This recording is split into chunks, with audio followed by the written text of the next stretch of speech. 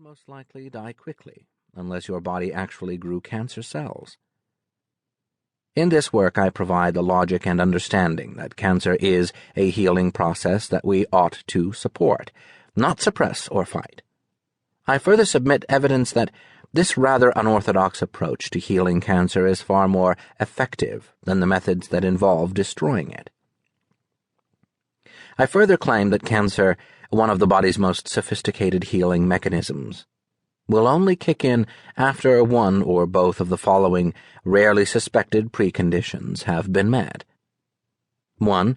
The body's main waste removal and detoxification systems have been rendered inefficient. 2. A major psycho-emotional stress situation has been resolved or is no longer relevant in the person's life.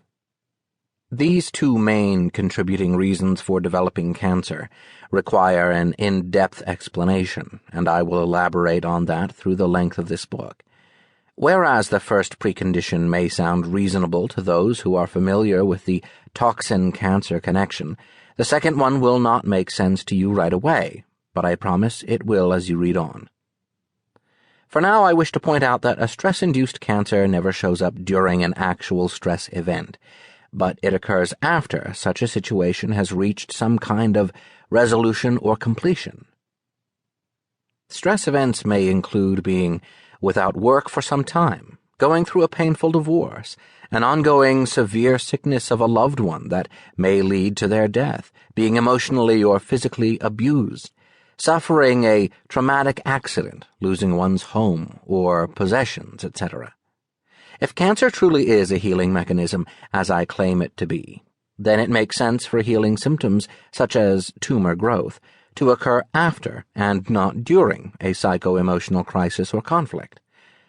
There is evidence that this mechanism is not only at work in cancer development, but in most other health conditions as well. While reasons 1 and 2 often coincide, occurring at the same time, they don't have to. In extreme circumstances, exposure to large amounts of cancer-producing agents, carcinogens, can bring about a collapse of the body's defenses within several weeks or months. This may subsequently require a rapid and aggressive growth of a cancerous tumor to deal with assault. By and large, though, it takes a lot longer for so-called malignant tumors to form and become diagnostically noticeable. Unfortunately, basic misconceptions or complete lack of awareness about the true reasons behind malignant tumor growth have turned abnormal cells into vicious monsters that discriminately attempt to kill us, perhaps in retaliation for our sins or abusing the body. However, as you are about to find out, cancer is on our side, not against us. It is also not a senseless, accidental occurrence. Unless we change our perception of what cancer really is, it will most likely resist treatment, particularly the most advanced and commonly used medical methods. If you have cancer and cancer is indeed part of the body's complex survival responses and not a disease, you must find answers to the following important questions. What reasons coerce your body into developing cancer cells? Once you have identified these reasons, how will they help you heal your body? What determines the type and severity of cancer with which you are afflicted? If cancer is indeed a healing mechanism, what will you need to do to avoid the body having to employ such extreme measures of self-preservation now and in the future?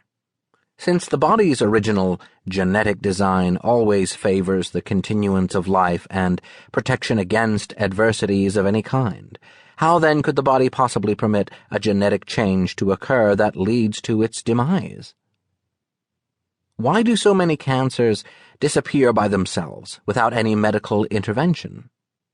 Do radiation, chemotherapy, and surgery actually cure cancer in some people, or do cancer patients heal themselves in spite of these radical, side-effect-loaded treatments? What roles do fear, frustration, low self-worth, and repressed anger play in the origination and outcome of cancer? Why do so many children now develop brain tumors or leukemia? What is the spiritual growth implication of cancer, if any?